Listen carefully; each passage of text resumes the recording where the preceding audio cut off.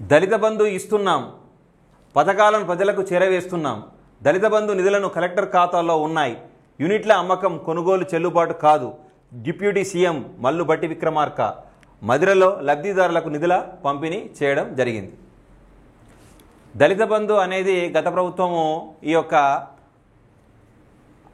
దళిత బంధు విషయాన్ని ప్రస్తావన చేయడం జరిగింది. గతంలో గత ప్రభుత్వం ఈ యొక్క దళిత బంధు ప్రవేశపెట్టింది. అర్ధాంతరంగా ఈ దళిత బంధు సంబంధించినటువంటి సమాచారం ఇప్పటి వరకు కూడా నేటి ప్రభుత్వం మనకు ఎలాంటి సమాచారం కానీ ఇవ్వడం అనేది జరగలేదు. నిన్న జరిగినటువంటి మన వార్తలో దళిత బంధు ఇస్తున్నామని మన డిప్యూటీ సీఎం మల్లు బట్టి విక్రమార్క గారు మదిరలో లబ్ధిదారులకు నిధుల పంపిణీ కూడా చేయడం అనేది కూడా జరిగింది. అంటే అర్హులైనటువంటి వాళ్ళందరికీ కూడా అతడు ఈ యొక్క చెక్కుల పంపిణీ అనేది ఇవ్వడం అనేది జరిగింది. అంటే దాదాపు ఈ సందర్భంలో చింతకాని మండలానికి చెందిన దళిత బంధు లబ్ధిదారులకు 2వ విడత నిధులను సంబంధించిన చెక్కుల పంపిణీ చేశారు.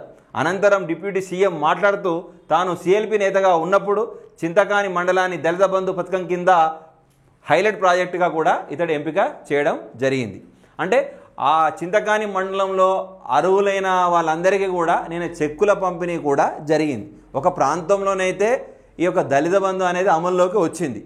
ఈరోజు కానీ రేపు కానీ రాష్ట్రంలో ఉన్నటువంటి దళితులందరికీ కూడా అర్హులైనటువంటి దళితులందరికీ కూడా రాష్ట్ర ప్రభుత్వము మళ్ళీ దళిత బంధువును అందజేస్తుందని మనం విశ్వసించవచ్చు.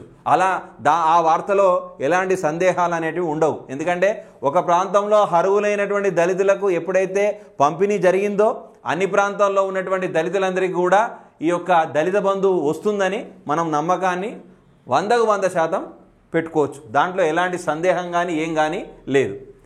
ఈ మండలంలో మొత్తము 3465 మంది లబ్ధిదారులు ఉండగా వారందరికీ సంబంధించిన పూర్తి నిధులు జిల్లా కలెక్టర్ ఖాతాలో జమ చేసినట్టు పేర్కొన్నారు. ఇందులో 1387 యూనిట్లు వారు విక్రయించారని చెప్పారు. దళిత బంధు యూనిట్లు ఇతరులు కొనుగోలు చేయడం, లబ్ధిదారులు వాటిని అమ్ముకోవడం చట్ట ప్రకారం చెల్లుబాటు కాదన్నారు. అంటే ఈ దళిత బంధు అనేది ప్రభుత్వం ఎందుకు అమలు చేస్తుంది అంటే అట్టడుగు పేదరికంలో ఉన్న ప్రజానికానికి ఒక ధన సహాయం చేసినట్టయితే వాళ్ళు వ్యాపారంలో కానీ ఏదో ఒక రకంగా వాళ్ళ యొక్క అభివృద్ధిలో ఈ యొక్క ధనం అనేది ఎంతో ఉపయోగకరంగా ఉంది అని ప్రభుత్వం ఏం చేస్తుంది, బడుగు బలహీన వర్గాలకు ఈ దళిత బంధు యొక్క నిధులను కేటాయించడం అనేది జరుగుతుంది. వారు అటువంటి ఆ యొక్క ధనాన్ని వాళ్ళ యొక్క అభివృద్ధి కోసమే, అంటే వాళ్ళు వ్యాపారవేత్తలుగా ఎదగడం కోసం, వాళ్ళ అభివృద్ధిలోకి రావడం కోసమే ఈ యొక్క దళిత బంధువుని అనేది ఇవ్వడం అనేది జరుగుతుంది. వాళ్ళు ఇచ్చిన ధనాన్ని మళ్ళీ దానికి సంబంధించినటువంటి సామాగ్రిని వేరే దానికి విక్రయించుకున్నట్టయితే వాళ్ళ అభివృద్ధిలో మళ్ళీ కుంటిపడిపోవడం అనేది జరుగుతుంది. మళ్ళీ యథాప్రకారం మళ్ళీ కూలి పని చేసుకోవడానికే వాళ్ళు మళ్ళీ వెళ్ళాల్సిన పరిస్థితి వస్తుంది. అంటే ఈ ప్రభుత్వం ఇచ్చినటువంటి ఈ నిధిని వాళ్ళు రిచ్గా, అంటే అభివృద్ధిలోకి రావడం కోసమే, అంటే వాళ్ళు వ్యాపార పరంగా కావచ్చు, సామాజిక పరంగా కావచ్చు, మీ ముందుకెళ్ళడం కోసమే ఈ దళిత బంధువును ప్రవేశపెట్టడం అనేది జరుగుతుంది. కాబట్టి ప్రజలు ఈ యొక్క ధనాన్ని వాళ్ళ అభివృద్ధిలో ఉపయోగించుకోవాలని ప్రభుత్వం హెచ్చరించడం అనేది జరుగుతుంది. దళిత బంధు యూనిట్లను జిల్లా అధికారులు విచారిస్తున్నారని పేర్కొన్నారు. ఆ తర్వాత 2వ విడత నిధులు పొందేందుకు అర్హులు గుర్తించి వారికి చెక్కులు పంపిణీ చేస్తున్నట్లు తెలిపారు.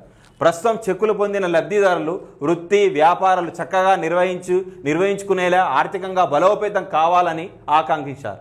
ఇది పొందిన వారు చక్కగా తమ కార్యకలాపాలు వ్యాపారాలు నిర్వహించి ఆదర్శంగా నిలిస్తే మిగిలిన లబ్ధిదారులు స్ఫూర్తి పొంది అధికారులకు స్ఫూర్తిగా సహకరిస్తారని వెల్లడించారు. అలాగే రాబోయే అవకాశంలో లబ్ధిదారులకు మంచి అవకాశాలు పొందేందుకు వీలు కలుగుతుందని తెలిపారు. ఈ దారి తప్పిన దళిత బంధు యూనిట్లు వివరాలు ఇస్తే అధికారులు వాటిని విచారించి తిరిగి గాడిలో పెట్టే ప్రయత్నం చేస్తారని చెప్పారు. అంటే ఎక్కడైతే గాడి తప్పినటువంటి దళిత బంధుకు సంబంధించినటువంటి సమాచారాన్ని గనక ఆయా జిల్లా కలెక్టర్లకు కానీ అధికారులకు గనక మనం ఇచ్చినట్టయితే మళ్ళీ దాన్ని ఒక క్రమబద్ధీకరించి అందరికీ అర్హులైనటువంటి అందరికీ కూడా ఈ యొక్క దళిత బంధు సంబంధించినటువంటి చెక్కులు కానీ పంపిణీ చేయడం అనేది జరుగుతుంది. అంటే దాదాపుగా రాష్ట్ర వ్యాప్తంగా మళ్ళీ దళిత బంధు అమలైందని కూడా మనం ఈ వార్తలో మనం స్పష్టంగా తెలుసుకోవచ్చు. ఎందుకంటే మన డిప్యూటీ సీఎం గారు మన సీఎం మల్లు బట్టి విక్రమార్క గారు ఆల్రెడీ కొన్ని అర్హులైనటువంటి వాళ్ళకు కూడా చెక్కులు కూడా పంపిణీ కూడా చేశారు. ఒక ప్రాంతంలో చెక్కుల పంపిణీ జరిగింది అంటే రాష్ట్ర వ్యాప్తంగా మళ్ళీ దళిత బంధు అమలు కావడానికి పునాది పడ్డట్టే మన రాష్ట్రంలో, ఎలాంటి సందేహం అనేది లేదు. కాబట్టి అర్హులైన వాళ్ళందరూ కూడా మీరు ఈ దళిత బంధువును పొందొచ్చు.